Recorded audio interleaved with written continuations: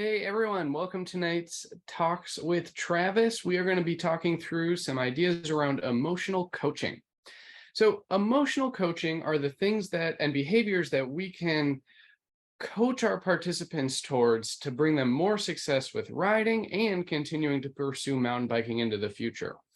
Some of the things that we're going to take a look at are creating a safe environment, ideas around positive and negative self-talk, and how we can open ourselves up to vulnerability so that we can make our participants feel more ready to push themselves out of their comfort zone.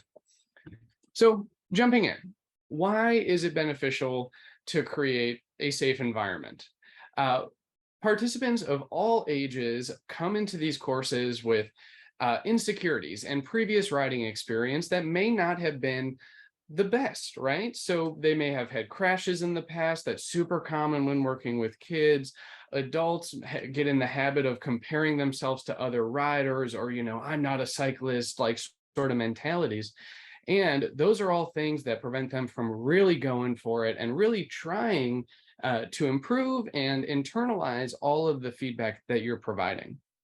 So one of the best ways that we can start to create a safe environment for our participants is by framing the conversation right when you pull the whole group together. So that conversation can be something like, hey, I am super stoked that everyone took intentional steps to improve their riding today. Very excited that y'all are, looking to pursue a little bit more comfort and stability on your bikes. As we're working on skills, I want you to make sure that you're focused on your individual improvement and less on what's happening with the other participants, because everyone's going to learn at different speeds. And the thing that's going to be most beneficial, even after this clinic, is just constant practice afterwards. Having a little conversation like that can help to get people, maybe a little ready to feel insecure and feel okay about that. And I think it is important to call out comparing yourself to other instructors. I mean, or other participants. It's super easy to do, even for myself as a rider. We see all these incredible videos on social media, and a lot of us are good riders, but also I like to ride with people who are a lot better than me, and I can get caught up in comparing myself to where I think I should be as a coach and as a instructor trainer. And that can inhibit me from practicing new things and pushing myself in these other ways. So be aware and be trying to pay attention for people comparing themselves to others. And I would encourage you to get your participants to just like mentally think of a goal for themselves. So, give them an idea of the skills that we're going to talk about, and they don't have to say the goal out in front of the whole group. But if they have a goal of like, okay, I just want to not crash today, that is an achievable goal that we can work towards. And even if they don't say that, that's something we're going to be trying to prevent all the time anyways. Another thing that we can do is build trust. That's going to be a big part of creating a safe environment to learn in. And we can do this by, having the conversations about comparisons. We can build trust by talking about our previous coaching experience.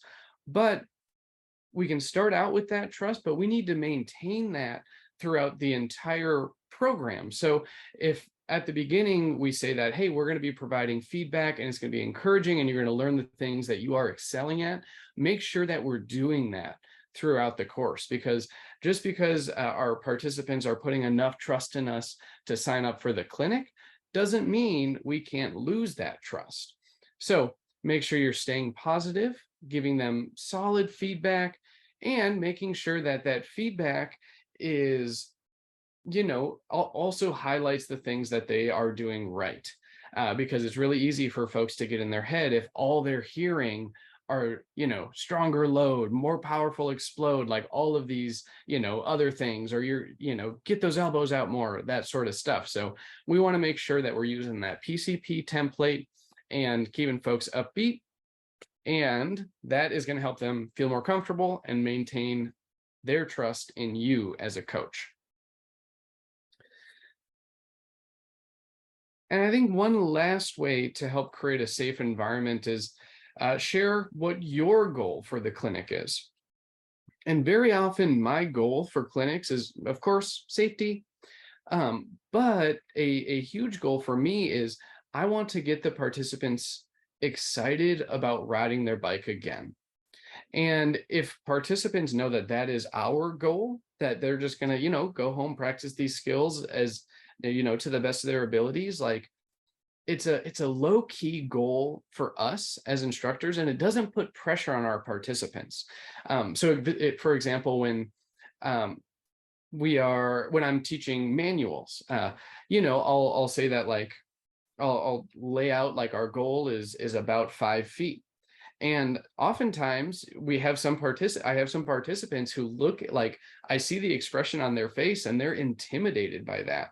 And so if we can remind them that our goal is just to give them some pieces of feedback and allow them to, have or encourage them to have the motivation to practice this once they're home, that our goal is still achieved and they still feel like they helped us in our goal, and them feeling a part of us being successful is beneficial for them too. Like that feels good when we help other people achieve goals. Awesome. So I want to talk a little bit about positive and negative self-talk.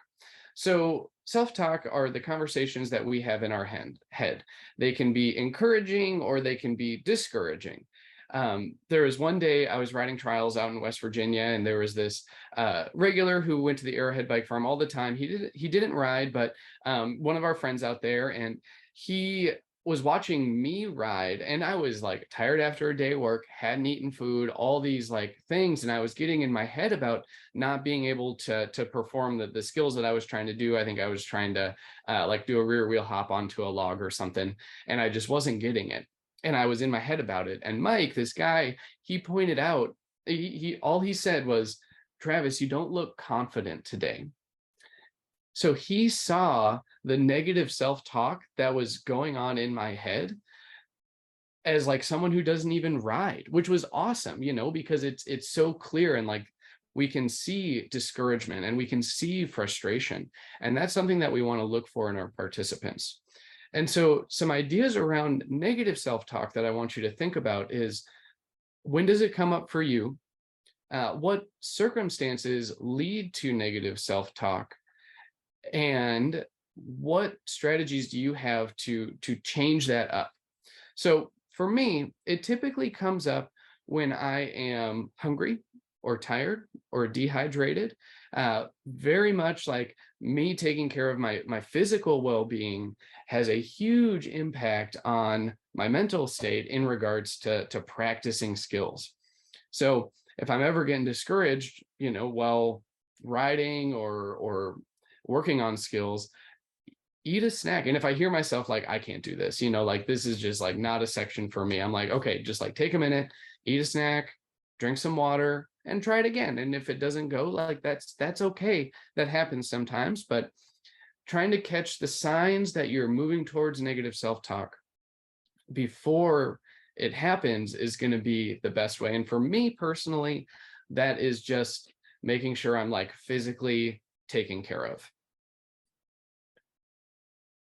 When it comes to flipping the script on negative self-talk, there's some things that we can do for our participants. And we're trying to walk the balancing line of being overbearing or too much when we're trying to care for our participants' emotions. Like, for example, if we have a participant who, took like a non-consequential, but like maybe slightly embarrassing crash or performed a skill incorrectly in front of the group, and we see some emotions start to come out on their face, we can check in and be like, hey, is there anything that I can do for you? This is an error that maybe it was caused by an error that we see regularly, so we can talk about that. But what we don't want to do is force ourselves too much into caring for them. Make sure that they know that we're there for them if they need anything, but we don't want to just constantly keep harping on it. Like sometimes in those moments of embarrassment, it's like, okay, ready to move on from this. Let's keep it going, which is all good. Let's give them the space for that, but also make sure that they know, like, they can talk to you, and they can, step away from the group if that's what's going to be most helpful for them. And when we look at positive self-talk, so I find my positive self-talk most often comes out when I'm riding with other people.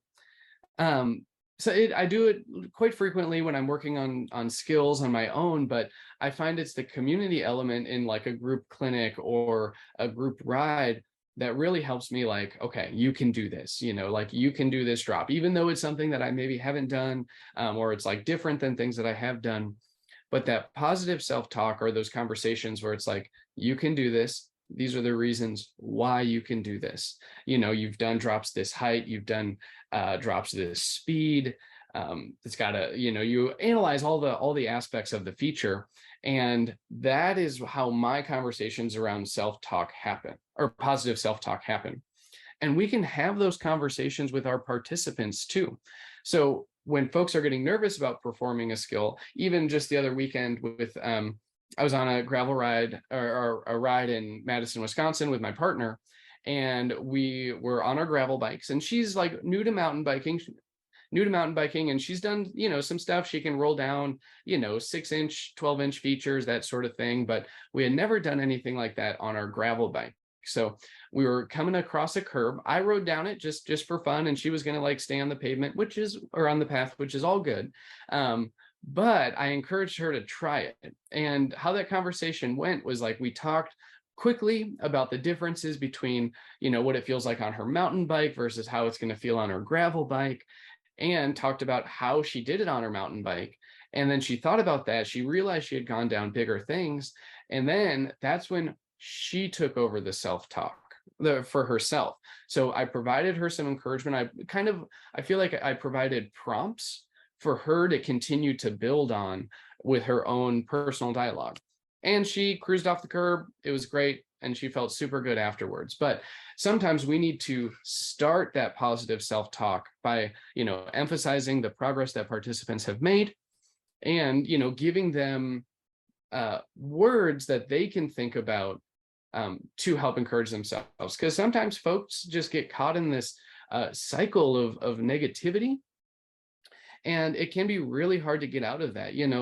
So catastrophizing is another very common component of negative self-talk, where it's like, okay, this is a, maybe a consequential feature, and our brains may just jump straight to that worst case scenario.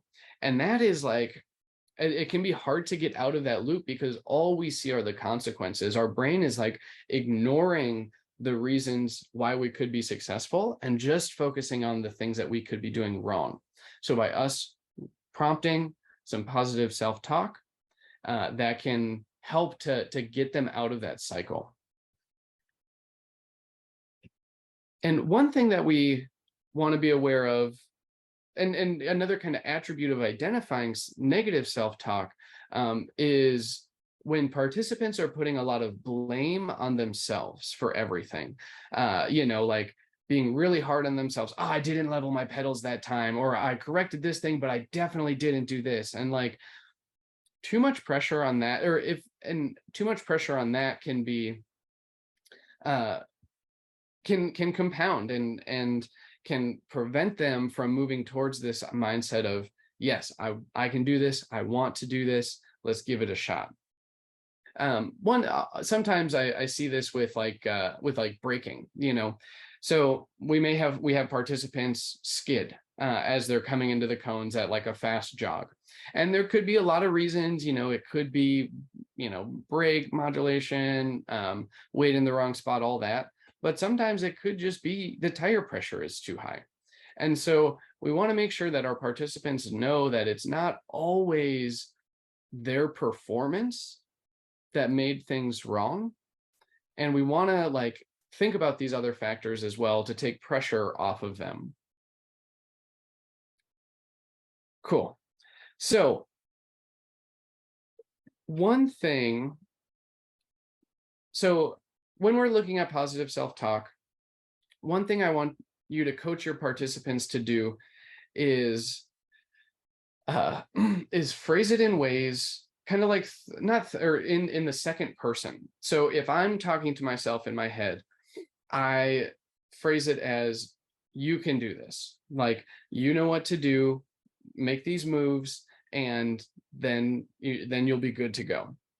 And it can be helpful to speak in the second person because it's like it's somebody else, or it like separates it from ourselves. Like, it's kind of like it's another person saying, hey, this is why you got this. This is what you need to do. And that little bit of detachment can help us try new things. And that would be compared to like, I can do this. Because that's just, it's a little too closely related, because I found that if I say that I can do this, I usually still end up like getting in my head a little bit, where when I say you can do this, or when I'm having other people tell me that I can do this or that you can do this, I find I shut off that negative dialogue a bit more, and I'm able to attempt the skill. Not always successful, but I'm able to attempt the skill. And so some questions that I want us to think about, and this will help us kind of get into the mind of our participants. So when we are, and honestly, like when I'm coming into any of the instructor trainer courses, the level 1s and level 2s that I teach for the BICP, I'm concerned about how I'm being viewed, and if I'm being judged for my riding ability. And I feel pretty good about my teaching ability, but being judged about that, or being judged about different ways of performing similar techniques. These are going to be this. So okay, let's get to the question. What I want you to think about is when you're coming into a clinic as a instructor, are you feeling nervousness about being judged by your participants? Because the participants are going to feel very, very similarly to that. They're going to be a little nervous about putting themselves out there. Anytime we try something that we're not the greatest at, or we want to improve more, and there's a little bit of nervousness and self-consciousness that comes along with that. So try to think about the mindset that your participants are going to be in. And I think one big question is, from a participant's perspective, is especially with riders that are nervous about receiving a lot of feedback, they're going to feel worried about the instructor's level of patience. And y'all have experienced this in the past. So we need an insane level of patience for some participants, and that's okay. But we just need to make sure that they're feeling that patience. One thing that we can do to really have a participant shut down is try to push them harder than they're ready to be pushed. It's because it's like, through rapport, we can identify, how bad are they wanting to try this skill? Like, how far can I push them? But for the folks that are especially beginner level folks, we want to make sure that we have all the patience, because that's going to allow them to feel more comfortable. Because if we're rushing them, even if the group ride afterward is going a little bit slower, if we're rushing them, they're not just focused on these new skills that they want to learn. They're also focused on, oh no, I'm holding up the group. Oh no, I'm going to make everybody late. And they aren't able to get into that ready state because of these distractions that we potentially put on them. So make sure to care for your participants emotionally. Make sure that we are staying nice and patient, and making sure that they feel comfortable and that we're attuned to their needs. Cool. So this whole talk about emotional coaching came up after my partner, Siri, had done a clinic with Midwest Dirt Legion. They are a trans and women-focused coaching business based out of Minneapolis, and they do just like insane work. I've been out riding and have like run into their clinics and have gotten to work with a number of their instructors, and just like they're doing just like such good work, especially in this realm. So I was out of town teaching somewhere. My partner went and did one of these like intro clinics with Midwest Dirt Legion, and I talked with her on the phone afterwards, and she shared her experience, and it was so powerful. Like she was brought, like the experience of her like feeling comfortable and feeling not judged and just like excited to be riding and on her bike. It like brought her to tears, and I was like tearing up hearing it too, because mountain biking is something that Siri is like super new to, and I'm fully aware of the traps that come along with teaching your partner anything. But like we've done a bunch of riding together, and it was just so great to hear about how comfortable she was. And she took the course from two instructors that I had that Lisa Martins and I had certified in May for their level ones.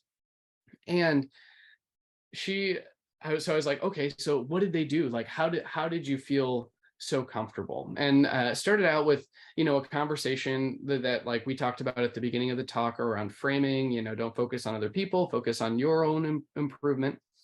And what really made a big difference was one of the instructors talked about how they felt emotionally vulnerable during a skills clinic. And that is so the instructor's vulnerability allowed for Siri to feel fine about the, nervousness and, little panicky moments that she has on a bike sometimes. And that made her feel less judged and like, hey, okay, I am not the only one going through this. And I thought that was super impactful for me. So when we're looking at, so being open to vulnerability and sharing that with your participants is a good thing. We don't want to, it's not let's share the stories of how bad all of our crashes are. Like that's not what we're going for, because that is what's going to put people into, that worst case scenario mindset where they're seeing all these things happen. But if we share times when we felt, less than, or, less confident about our coaching or about our riding, that is definitely something that can make folks feel better about improving on their own. And when I'm teaching level 2 courses, the manual is one of those skills that's in the level 2 course. And our goal is 5 feet for that skill. But the manual is one skill that if I don't practice it before in between and before my level 2 courses that I teach, my demos are maybe subpar. And that's something that, especially if I don't practice, they're likely to be subpar, right? So that's something that I do share with my or like the coaches that I work with, because it's important to know that, we need to continue to practice our demos, even if we have success in the certification course. And what I want, and it's that, and I want to think about the self-perceived expectations of mountain bike coaches. So what expectations do we put on ourselves as coaches? Some of the ones that I put on myself, I expect to have perfect demos, like that's what I want, and that's what I feel like the participants need, or would benefit from. I think a lot of times I expect people to, a lot of times I expect myself to be, like I should be the best rider in the group, which is definitely not always the case when I'm teaching instructor clinics or clinics with participants. So I expect, perfect demos, best rider in the group, and that all the answers about mountain biking. And those three things are all just super unrealistic to know, like we are humans, sometimes we might have to redo demos, and that's fine. And it's so we might have to redo demos, we might excel in other areas of riding compared to where our participants excel.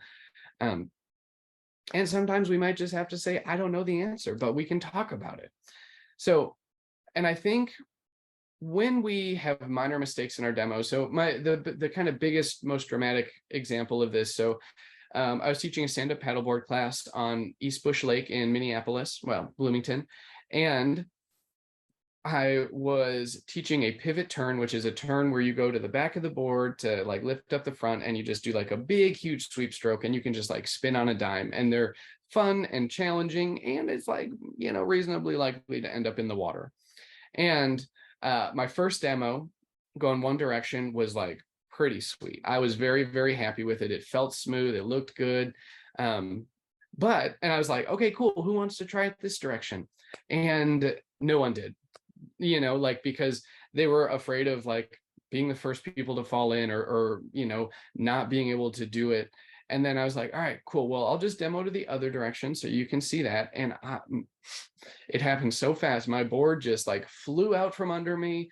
It flew out from under me. I fell in the lake and got back on the board. And, people were laughing and like that. And so I was like, oh, geez, that was like, okay, I feel like that shouldn't have happened.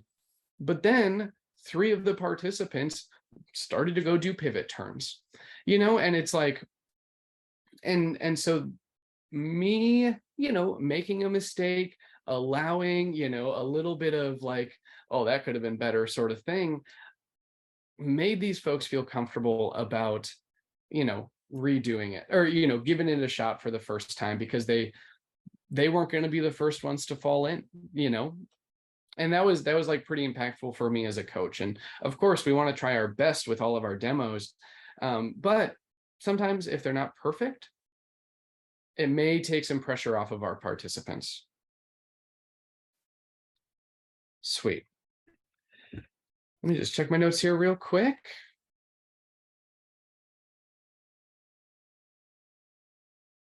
Awesome. So just to recap the things that we've touched on. So we talked about why it's important to create a safe environment, break down some of the insecurities that our participants have, take some pressure off of them, and prompt them to focus on their personal improvement instead of comparing themselves to others. And I think this is something that a lot of people in the mountain bike world do get caught up on, because there's like the craziest cool videos on Instagram, and, it's like, you see some of the most incredible riding constantly. And it's hard to just prevent yourself from saying like, oh, or like, I'm not that good, but what we want to stay focused on in our own riding and our own coaching and with our participants is that individual improvement. Then we talked about some positive and negative self-talk. Negative self-talk can come out in a variety of different ways. If we're feeling judged, if we're hungry, we're tired, thirsty, we are being rushed through a particular skill or a particular section of trail. Negative self-talk can come up a lot. And then how we flip that in our participants is we start to give them some prompts and some things to think about that they can say to themselves, like, okay, I did this other feature. That means I can do this. That the risk is lower for me doing this, that sort of stuff. And then they can start to have that dialogue in their head. And then we talked a little bit more about being open to vulnerability in our courses. Some of the examples, the coach who shared her experience with Siri about being nervous on the trail and like all of the fears that come along with getting into riding, and how that made Siri feel more confident, and that she wasn't alone in the things that she was feeling on the bike. So she wasn't feeling as isolated from the group, which was great. And we also talked about how sometimes like we can share the moments of vulnerability, and we can share moments where we've struggled. Again, not sharing all of our crash stories, but we can share moments of struggle, mentally and emotionally, so our participants know that this is something that we've worked hard at, and that we care a lot about. And it's not, cycling, it's not just like mountain biking, especially, it's not just like a natural thing. Like, we have to do things intentionally, and we have to practice. And I think making sure our participants know that that's the case for basically everybody out there can make them feel more empowered to practice and to improve on their own. Awesome. Well, this is something that could be talked about for a very, very long time for sure. And look forward to hearing all of y'all's questions as we go. But yeah, if you have any questions, feel free to send me an email at travis@icp.bike, or reach out to me on Instagram at travelin.travis. And I'd be happy to answer any of those questions. And the next talk is going to be 2 Wednesdays from today. And we are going to be working through when we want to switch our forward foot, when we're out there riding and when we're out there practicing skills. It's like a very fun and sometimes controversial topic. So definitely looking forward to questions about that. All right, y'all. You have a good night, and we'll see you in a couple weeks.